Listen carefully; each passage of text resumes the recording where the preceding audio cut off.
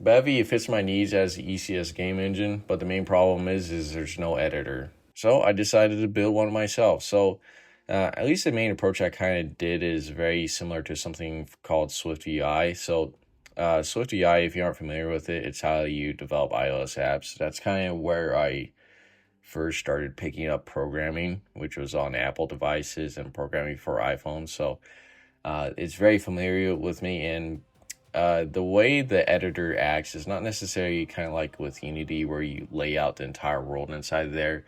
It's more of the editor. It acts more as of a place to preview the scene and adjust where objects are placed. And what lets me be able to do this pretty easily is the Bevy scene notation format that they have. And main benefits of this approach compared to, say, for example, just laying everything out inside of a UI is that it makes it so that like AI agents are actually able to help like debug scenes much better. And also the burden in development from my previous iteration of creating like an editor inside of Bevy, it went from a 20,000 lines of code project to under 2,000 lines now.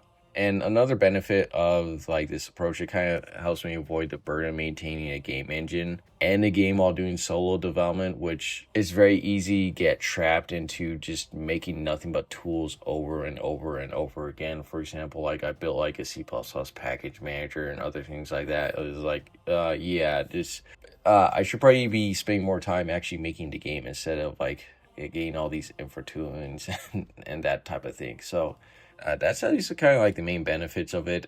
In Bevy, they don't really have BSN just yet. In fact, like I'm literally just like taking something from their development branch and building it from source. So it's something that you'd probably see in the next release when it comes out, but at least for now, it's not really something I can wait on for release and I can actually get started working on the game based off of this approach. Don't forget to like the video, considering subscribing so you can kind of see some more updates as I kind of go along with this.